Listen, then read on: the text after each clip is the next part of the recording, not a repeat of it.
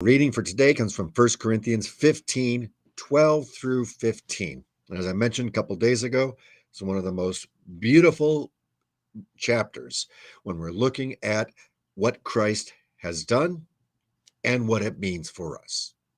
He's gone through the first part, it's kind of a four-part chapter. He's gone through the first part looking at Christ's resurrection and laid forward the most clear example in that day as you could get, that Christ was raised from the dead. Now, in that day, no one would have questioned that Christ had died. He was crucified. Nobody, even today, nobody questions that at all.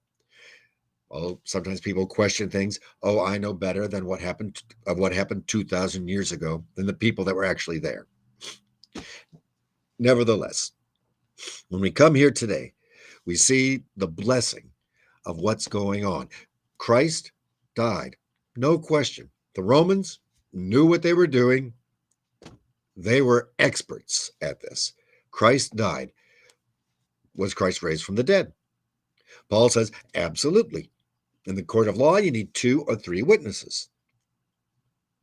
There were over 500 at one time. If it was just a few people, we would have had just a few.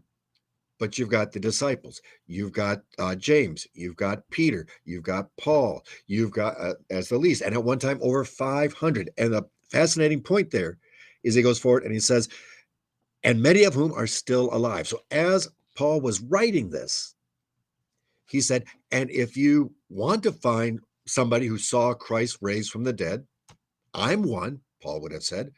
And he would also say, and there's all these others. A few have passed away when Paul wrote this.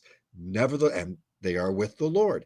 That's where Paul's going. Nevertheless, there are hundreds upon hundreds at a minimum that you can find that were witnesses of the resurrection.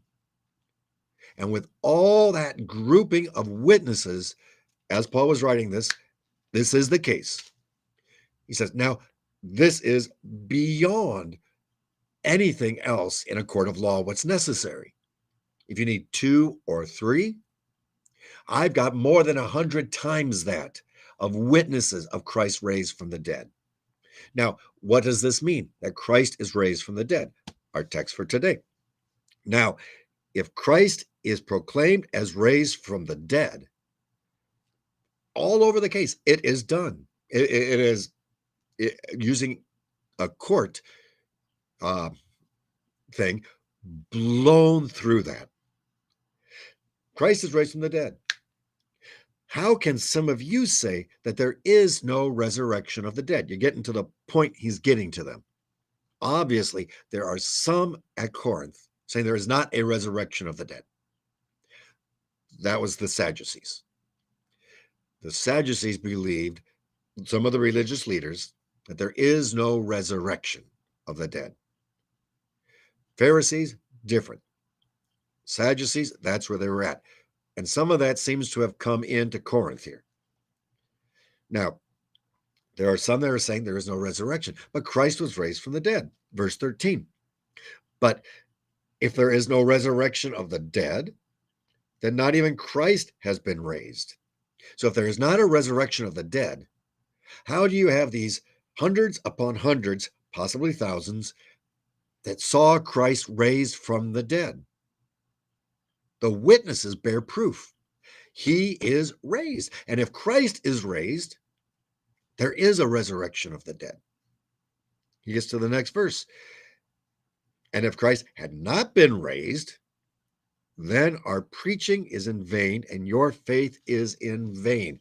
Here we get to the heart and the core of the Christian message. Christ is risen from the dead. That's why on Easter morn we have the incredible Alleluias, the celebration. That's why every Sunday in worship is a small Easter. Even during the season of Lent, Sunday is still a small Easter. Small remembering because of the centrality of that to the Christian faith. And that's also why out of all the parts of Scripture, the part that has been attacked throughout the last 2,000 years, more than any other part, is Jesus' resurrection. because the devil knows if he can get away from the resurrection, then everything else falls. That's what Paul is stating right here. If Christ has not been raised, if Easter did not happen, then our faith is vain, preaching in vain. It's nothing. We, in fact, even more than that, are found to be misrepresenting God because we testified, again, legal terminology. We testified.